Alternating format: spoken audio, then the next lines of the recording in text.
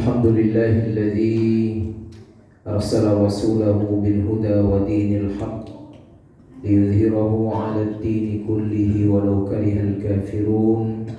أشهد أن لا إله إلا الله وحده لا شريك له وأشهد أن محمدا عبده ورسوله لا نبي بعده.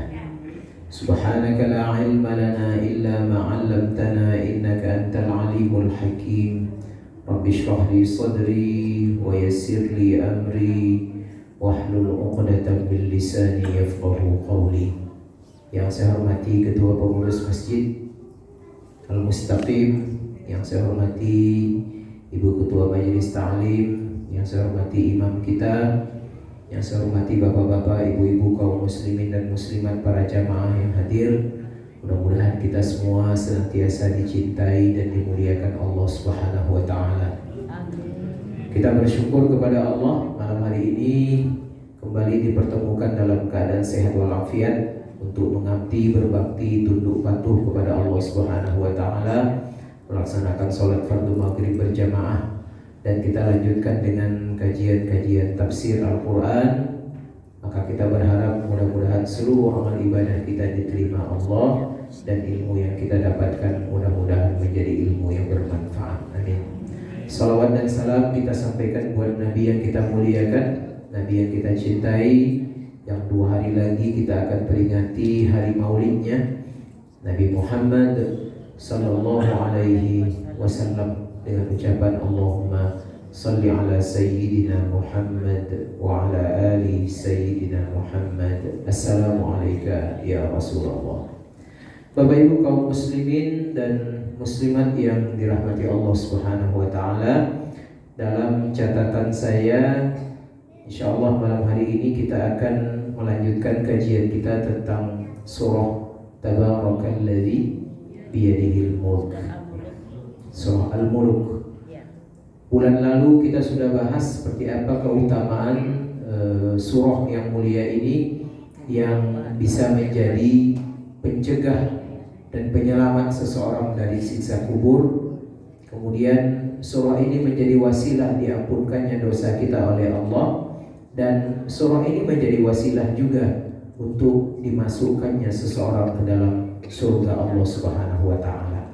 Maka tugas kita, Bapak Ibu yang dirahmati Allah, adalah meletakkan posisi kita dengan surah ini sebagai seorang sahib, seorang teman yang senantiasa bersamanya, yang senantiasa mengulang-ulangnya, yang senantiasa mewiridkannya.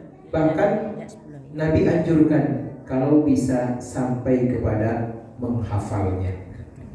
Di atas itu lagi kita juga ingin setiap ayat yang ada di dalam surah ini yang berjumlah 30 ayat itu bisa kita pahami dengan sebaik-baiknya. Karena ada ucapan daripada Imam Ibnul Qayyim, ya, seorang ulama yang hidup sekitar 600 tahun yang lalu. Beliau mengatakan, apabila seseorang mentadabburi satu ayat, dia paham maknanya, paham maksud Allah, dia tahu apa hikmah-hikmah di dalamnya, dia tafakkur, merenung tentang ayat itu menurut beliau lebih baik daripada khatam Quran, tapi tidak mentadabburinya.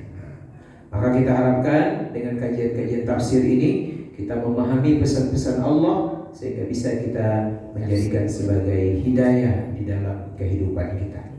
Bapak Ibu kaum muslimin dan muslimat yang dirahmati Allah Subhanahu wa taala, kita lanjutkan dari ayat yang kedua. Ayat 1 sudah kita bahas, kita lanjut ayat yang kedua. Saya akan bacakan sampai ayat yang ke-7. Mari kita ikuti sama-sama sambil muji hafalan Bapak Ibu ya. A'udzu billahi minasy syaithanir rajim. Bismillahirrahmanirrahim. Alladzi khalaqal mauta wal hayata liyabluwakum ayyukum ahsanu amala wa huwal azizul alladzi khalaqa sab'a samawatin tibaqan ma tara fi الرحمن من تفاوت فارجع ثم ارجع البصر كرتين ينقلب إليك وهو حسير ولقد زينا الدنيا بمصابيح وجعلناها رجوما للشياطين وأعتدنا لهم وللذين كفروا وبئس المصير إذا ألقوا فيها لها شهيقا وهي تفور. Sadaqallahul azim. Nampaknya tidak bisa buat lomba nih Pak. Dah hafal semua nih, luar biasa nih. Suara Bapak kita berdua di depan ini kencang. Berarti hafal. Ada juga yang agak malu-malu. Ada di ujung-ujungnya ya Pak. Lumayan lah Pak ya. Bapak Ibu yang dirahmati Allah Subhanahu wa taala, kita mulai. A'udzubillahi minasyaitonirrajim. Bismillahirrahmanirrahim. Rabbi zidna ilma warzuqna fahma. Saya tidak menafsirkan Bapak Ibu ya. Saya ambil dari maraji, dari sumber-sumber tafsir, antara lain tafsir Ibnu Katsir, kemudian tafsir Al-Qurtubi. Bismillahirrahmanirrahim. Alladzi khalaqal mauta wal hayata. Siapa Allah yang di tangannya ada seluruh kekuasaan. Dan sebelumnya Allah mengatakan tabarakalladzi biyadihil. Siapa Allah itu? Maka Allah jelaskan, inilah salah satu kemahakuasaan Allah itu. Alladzi khalaqal mauta. Dialah Tuhan yang telah menciptakan al-maut, kematian, wal hayata, dan kehidupan. Jadi kata sebagian ulama, makna alladzi khalaqal mauta wal hayata ini ada dua. Yang pertama, Dia ciptakan kita manusia ini dalam kondisi mati kemudian hidup. Jadi kematian dan kehidupan itu Dia ciptakan untuk kita. Artinya tidak ada orang yang akan hidup terus, pasti dia mati. Cuman mati itu bukan berarti Bapak Ibu berakhirnya kehidupan, tidak. Mati itu kata ulama adalah dimulainya kehidupan babak yang lain, yang lebih lama, yang lebih kekal daripada kehidupan di atas bumi.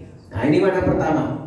Makna yang kedua, ulama mengatakan ini maknanya kematian dan kehidupan itu adalah makhluk, sesuatu yang memang diciptakan oleh Allah. Ada bentuknya, ada bentuk kematian, ada bentuk kehidupan. Maka Nabi pernah bersabda tentang bentuk kematian ini seperti apa, kata Rasulullah. Nanti di hari akhirat, sesudah semua orang masuk ke dalam kelompoknya masing-masing, ada kelompok surga, ada kelompok neraka. Selesai hisab, maka Allah, kata Rasulullah, akan mendatangkan seekor kambing atau kibas yang itu merupakan simbol daripada kematian. Maka kemudian kata Allah, sembelih kematian tadi. Maka kematian yang berbentuk kibas tadi kemudian disembelih seperti orang menyembelih seekor kambing. Maka itulah kata Rasulullah hari yang paling menyenangkan bagi penduduk surga. Karena sesudah kematian itu disembelih, mereka tidak akan mati-mati. Dan hari itulah hari yang sangat mengerikan bagi penduduk. Karena ketika kematian itu disembelih, maka penduduk neraka tidak akan pernah merasakan lagi kematian. Nah, ini maksud daripada alladzi khalaqal mauta wal hayata. Apa gunanya Allah menciptakan adanya kehidupan, kemudian adanya kematian? Satu tujuan Allah itu, liyabluwakum, untuk menguji kita, memberikan ujian kepada kita. Siapa di antara kita ayyukum ahsanu amala, siapa yang paling baik amalnya, siapa yang paling berkualitas amalnya. Allah tidak mengatakan, kata para ulama, aktsarukum amala, siapa yang paling banyak amalnya. Tapi yang dicari oleh Allah dari amal kita itu adalah siapa yang paling berkualitas, yang paling baik, Pak. Yang paling tinggi status amalnya itu siapa. Maka suatu ketika Rasulullah ditanya oleh para sahabat, ya Rasulullah, apa maksud daripada ahsanu amala ini? Nabi menjawab, orang yang paling banyak mengingat kematian. Jadi salah satu makna liyabluwakum ayyukum ahsanu amala itu adalah orang itu salah satu standarnya kalau ingin dilihat apakah amalnya berkualitas atau tidak, tengok sejauh mana dia banyak berpikir merenung tentang kematian. Sehingga akhirnya muncul satu hadis Nabi, mau tahukah kamu, kata Rasulullah, siapa mukmin yang cerdas itu? Maka mukmin yang cerdas itu adalah mukmin yang paling banyak mengingat kematian dan paling siap menghadapi kematian. Nah, ini salah satu maksud daripada ahsanu amala. Maka jadilah kita mukmin yang cerdas, Pak. Merenung kematian, berziarah mengingat kematian, kunjungi orang sakit untuk melihat proses kematian, tengok orang yang meninggal dunia untuk merasakan kematian itu. Dan ini ternyata, kata Nabi, salah satu hal yang bisa menghilangkan berbagai macam jenis kesombongan dalam diri kita, yang membuat kepala kita kemudian tegak ke atas, tidak pernah mau menunduk, Pak. Maka Nabi ingatkan, kata Rasulullah, ada 3 hal yang kalau kalian renungkan, kata Nabi, bisa membuat kepala kalian itu tunduk ke bawah, tidak sanggup kalian mengangkatnya ke atas. Artinya kalian tidak akan sombong. 3 hal, kata Rasulullah. Pertama, al-marad, sakit. Maka tengoklah orang sakit itu, kalau kita tidak sakit, maka akan hilanglah segala macam kesombongan kita. Kalau saya hebat perkasa, kalau sakit terkapar, tidak bisa ngapa-ngapa lagi, ya, tidak bisa bergerak, membuka mulut saja payah, menyuap makan disuapkan, minum diminumkan. Ini yang membuat hati kita kemudian akan bersih dari kesombongan. Al-marad. Yang kedua, al-faqr, kefakiran atau kemiskinan. Siapa yang sombong-sombong dalam hidupnya, coba rasakan kehidupan orang miskin itu seperti apa rasanya. Tengok keadaan mereka. Maka ada dulu acara di TV, cuma tak lama bertahannya, tukar nasib. Dulu ada, Bu, ya? Ada di TV itu ketika HP ini, TikTok ini, YouTube ini belum semarak dia. Orang ada acara, orang miskin disuruh jadi direktur, direkturnya disuruh jadi orang miskin. Oh, memang sehari itu Masya Allah, memang berat jadi orang miskin. Uang 2.000 itu begitu berharga. Sedangkan waktu direktur uang 200.000 itu main buang-buang aja, Pak. Akhirnya kemudian muncul, oh ya, kalau begitu janganlah sombong dengan orang miskin. Susah hidup mereka.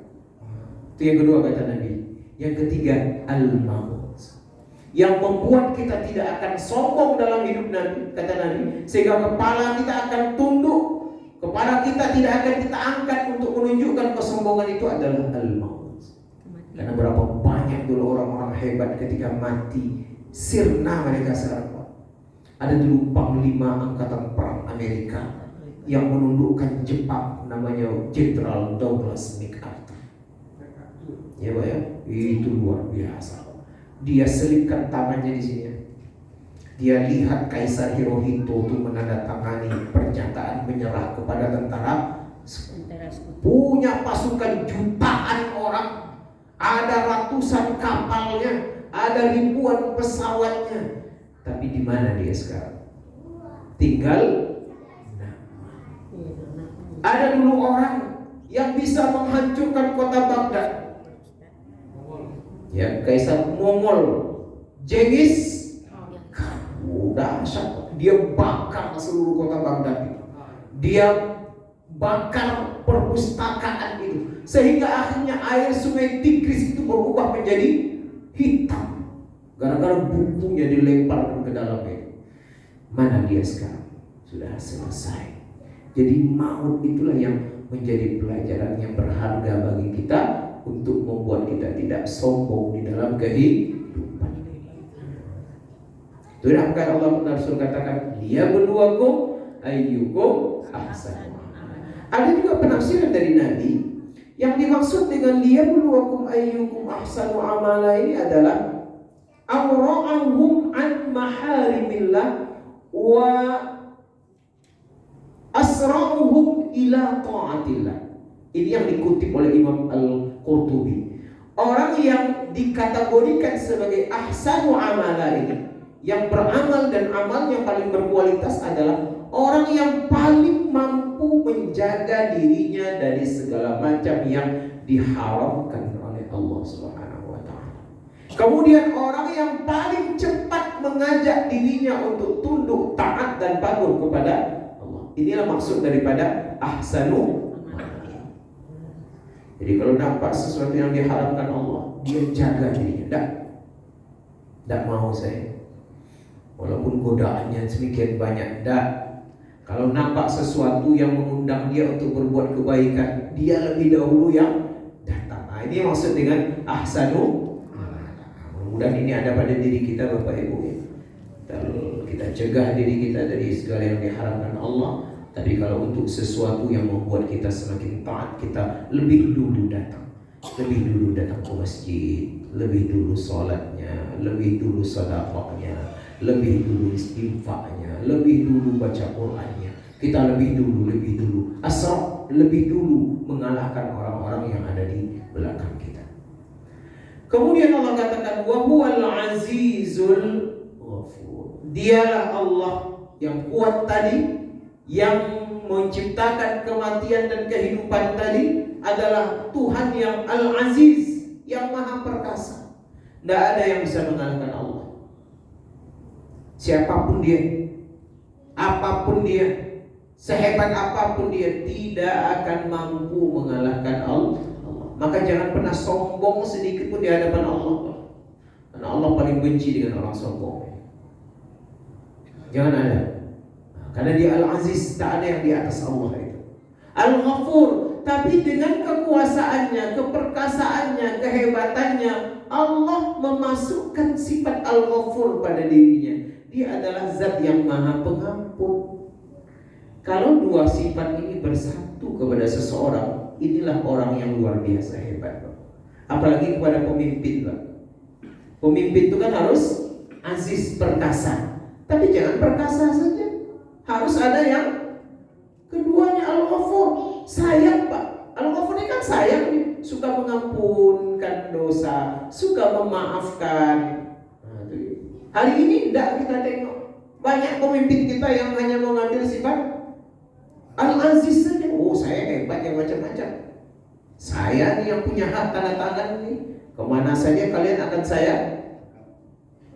apa nih? Kalau melawan sedikit bawahnya apa namanya Pak? Dimutasinya. Ada bupati satu tuh Pak, melawan bawahannya itu tidak sesuai dengan keinginan dia, dicampakkannya ke sudut-sudut. Kadang-kadang nggak ada hubungannya dengan apa?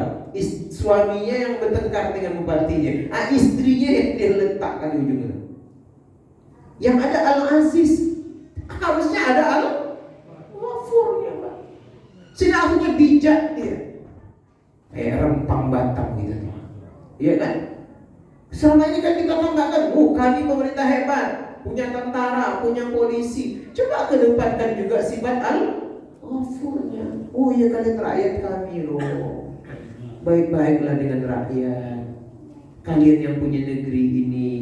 Kita satu bangsa, satu nusa, satu bangsa, satu bahasa. Kita nyanyi-nyanyikan, tapi kita busur mereka, Pak.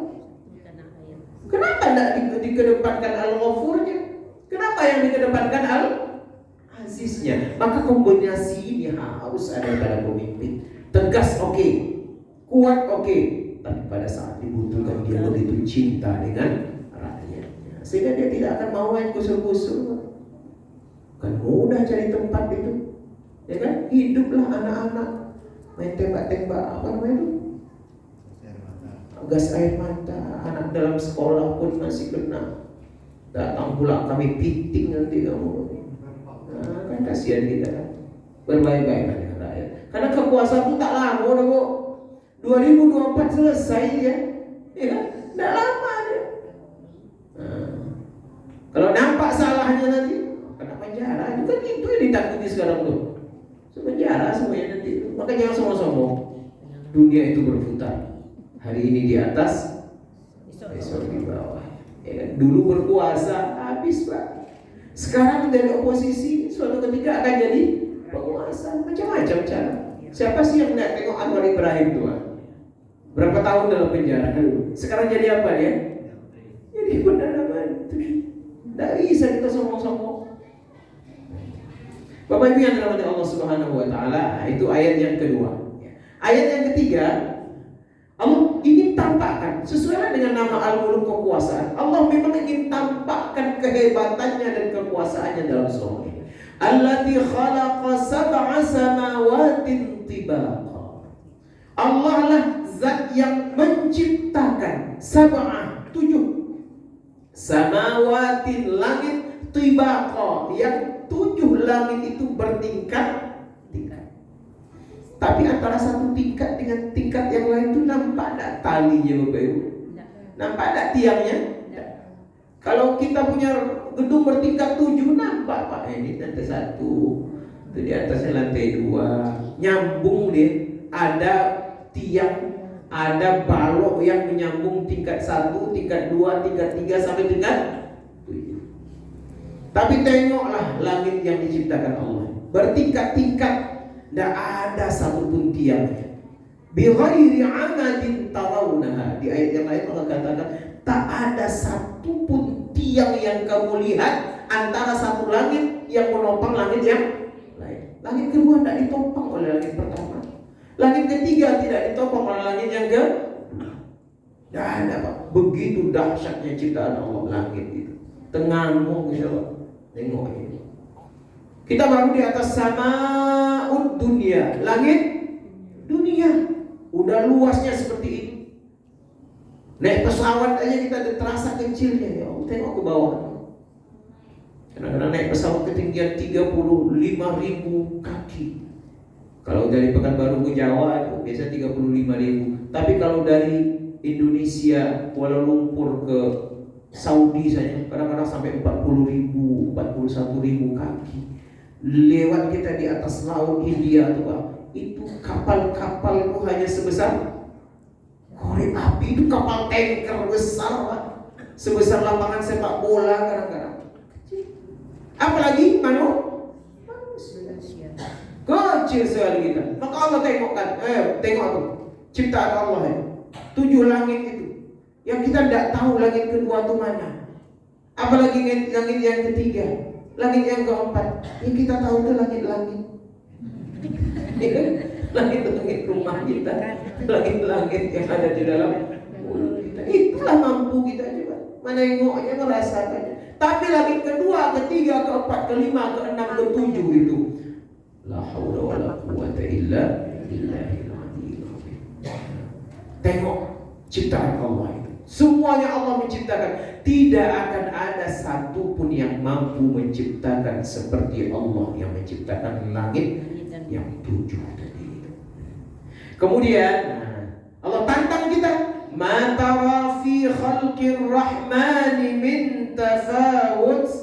Maka kalian, kata Allah, tidak akan melihat dari seluruh yang Allah ciptakan itu, di langitkah dia, di bumikah dia, antara langit dan bumikah dia, maka tidak ada yang kalian lihat yang tidak seimbang. Tidak ada yang tak seimbang. Semuanya proporsional. Kalau langit oke lah, tengoklah badan kita nih Bapak Ibu. Itu proporsional, betul Allah ciptakan. Ada hidung, ada matanya dua, posisinya sempurna. Di atas mata itu ada alis mata. Karena posisi mata seperti ini, akhirnya ada kacamata. Sempat sini mata satu di ekor, satunya mampu berkacamata. Ya kan? Kemudian ada pula dua telinga, proporsional Pak, bisa jadi tempat menyangkut kacamata. Dia telinga itu tidak ke atas teman, tapi dia ke samping, sehingga kalau hujan tidak masuk. Sempatlah ke atas telinga kita doang. Kalau hujan habislah kita menutup telinga. Masya Allah. Hidung ke bawah, ada mulut, hidung ke atas. Mulut kita proporsional, ada bibir. Bisa ibu-ibu pakai gincu di bibir itu kan? Iya kan? Kumis laki-laki pas pula di sini Pak. Tengoklah Firaun itu, kumisnya waktu muda tuh ganteng. Jenggotnya lepas pula di bawah.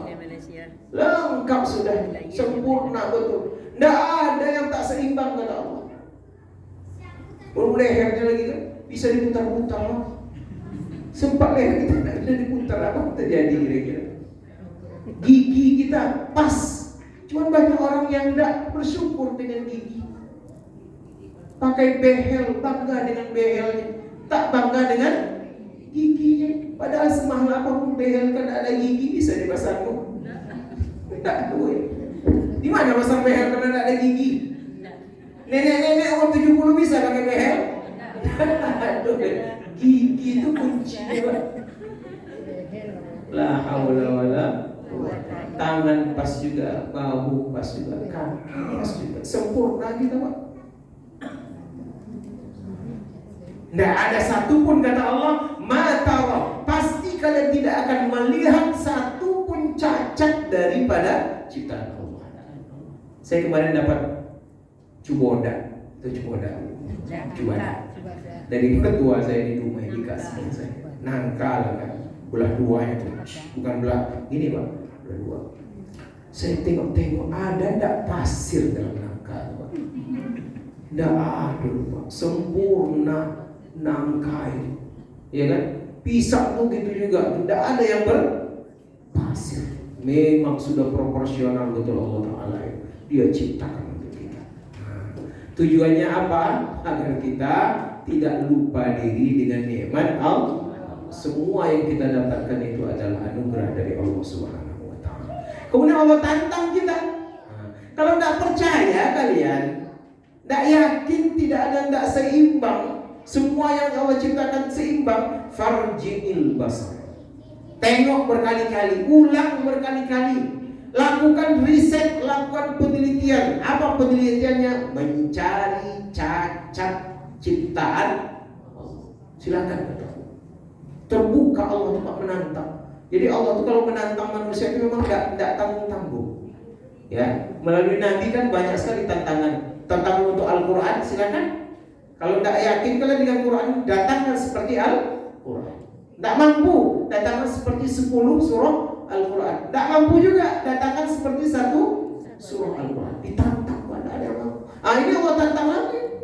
Yang jago-jago riset, ahli-ahli ilmu alam, ahli falak, ahli geologi segala macam, silahkan farji'il basar. Farji itu kan berulang-ulang, Pak. Pulang, pergi lagi, pulang, pergi lagi. Tidak yakin, yakinkan lagi. Sampai kalian menemukan cacat, silakan kata Allah.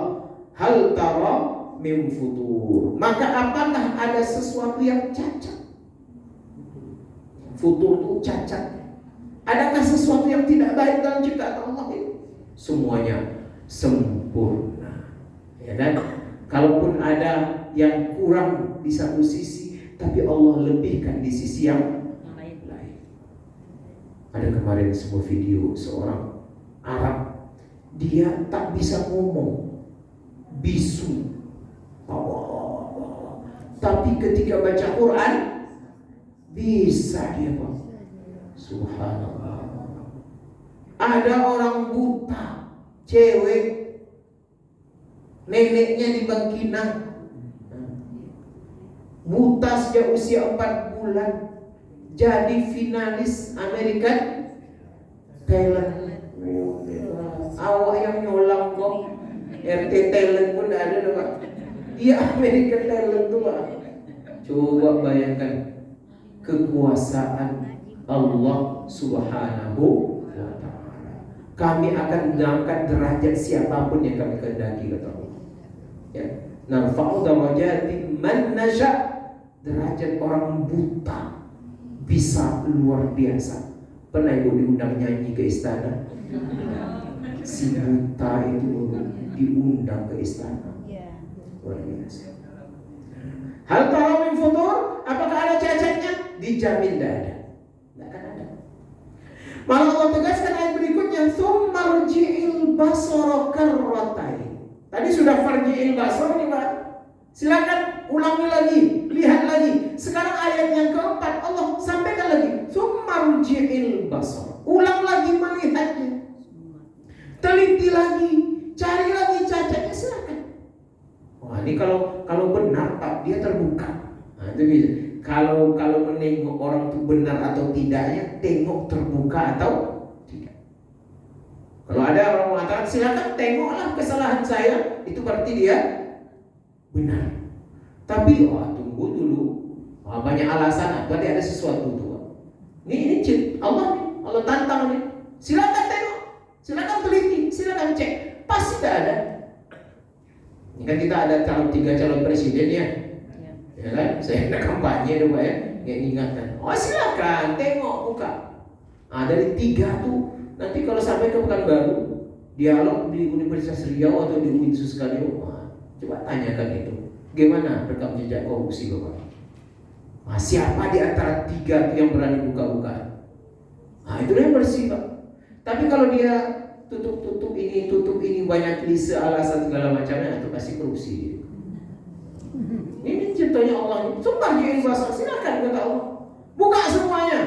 Tengok dengan teliti. Pakai alat secanggih apapun kata Allah. Ulang berkali-kali. Karratain. Tidak cukup 2 kali, tambah 3 kali. Tidak cukup 3 kali, tambah 7, 10 kali. Yang terjadi kata Allah, yang qaliba ilaikal basaru khasi'a.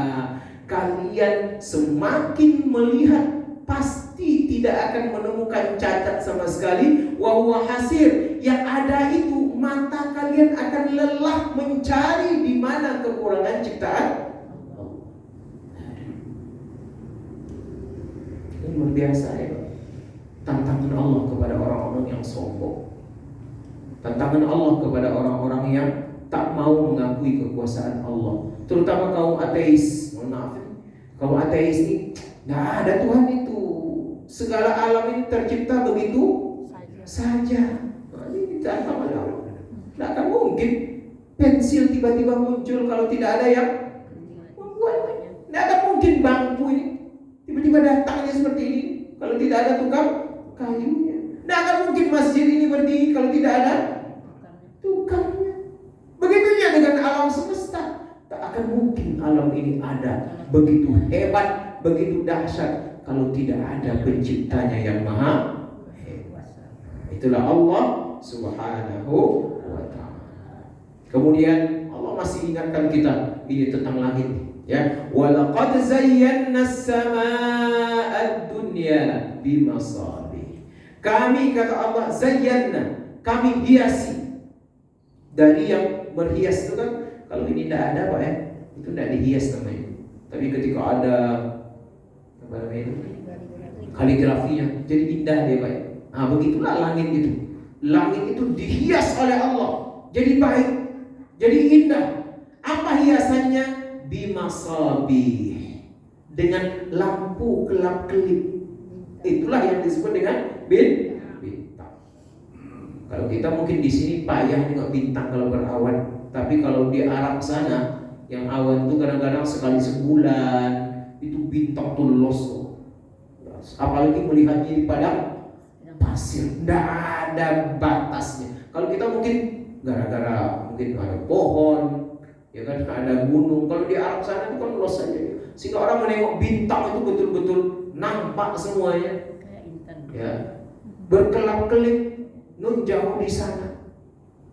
Itu kami jadikan, kata Allah, hiasan bintang itu untuk samaud dunia, langit dunia, sehingga malam hari begitu indah. Siang dihiasi dengan matahari, malam dihiasi dengan bintang dan rembulan. Kemudian waja'alnaha rujuman lisyayatin. Selain untuk menghiasi langit, ya, dia juga digunakan oleh Allah bagian daripada bintang itu, rujum. Rojak, arti rojak lempar.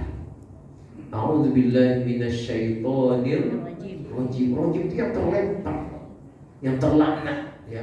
Jadi kami jadikan dia bintang itu, sebagian daripada bintang itu, pecahan daripada bintang itu yang kita sebut dengan meteor, itu untuk melempar setan yang mencoba untuk naik ke langit, mendengarkan kisah-kisah langit, untuk dibawa pulang ke bumi, kemudian disampaikan ke dukun-dukun. Nah, itu dia. Akhirnya setan itu dilempar dengan meteor, bintang berekor itu. Cuman kita kan tidak nampak. Maka kata para ulama, fungsi bintang itu ada 3. Satu, zina, sebagai perhiasan. Yang kedua, untuk melempar setan. Yang ketiga, untuk menjadi pedoman perjalanan, ya, baik di darat maupun di laut. Orang di laut itu kadang-kadang untuk pergi ke darat, lewat apa dia tahu darat itu mana? Lewat bintang. Orang di padang pasir tahu dia jalan keluar dari padang pasir itu kalau mereka lihat bintang. Jadi banyak sekali gunanya bagi kehidupan manusia. Wa ja'alnaha rujuman lisyayatin. Kami jadikan bintang itu sebagai pelempar setan, sehingga setan itu akhirnya tidak berani naik ke atas, karena mereka akan selalu dilempar. Wa a'tadna lahum adzabas sa'ir. Dan kami juga, kata Allah Subhanahu wa taala, akan mempersiapkan untuk setan-setan tadi itu adzabas sa'ir, azab neraka yang apinya menyala. Di dunia mereka dirajam, di akhirat mereka dimasukkan ke dalam api neraka. Walilladzina kafaru bi rabbihim 'adzabu jahannam wa bi'sal masir. Dan untuk orang-orang kafir, kata Allah, kepada siapa dia kafir? Bi rabbihim, kepada Tuhan mereka. 'Adzabu jahannam, kami persiapkan untuk mereka azab di tempat neraka yang bernama. Ini untuk orang kafir saja. Orang yang menolak beriman kepada Allah, menolak Islam, menolak beriman kepada Rasulullah, yang mereka tutupi otak mereka tutupi nurani mereka untuk menerima kebenaran dari Allah Subhanahu wa taala. Jadi jangan dikira orang kafir itu hanya dibiarkan dalam. Meskipun mereka di dunia hidupnya bahagia, ya, hidupnya senantiasa banyak duit, oke, itu sebentar, kata Allah. Itu namanya istidraj. Sebentar aja, menjelang mati. Dan mati kami azab mereka dengan azab yang pedih. Wa bi'sal masir. Dan itu adalah tempat kembali seburuk-buruknya. Tempat kembali seburuk-buruknya namanya azab jahannam. Tempat kembali kita bukan ke sini. Datuk moyang kita Nabi Adam berasal dari surga, maka tempat kembali kita adalah surga. Maka mari kita rebut surga itu. Mari kita persiapkan diri untuk masuk ke dalam surga itu, karena itulah sebagai tempat yang paling baik untuk kembali. Karena disitulah perjumpaan kita nanti dengan Allah Subhanahu wa taala dalam keadaan radhiyallahu anhu wa radu an. Kita ridho kepada Allah dan Allah pun ridho dengan seluruh pengabdian kita selama hidup di atas muka bumi ini. Kita sampai ayat yang ke-6, ya. Insyaallah bulan depan kita lanjutkan ke ayat yang ke-7 dan seterusnya. Hadanallahu wa iyyakum ajma'in wa billahi taufiq wal hidayah. Assalamualaikum warahmatullahi wabarakatuh.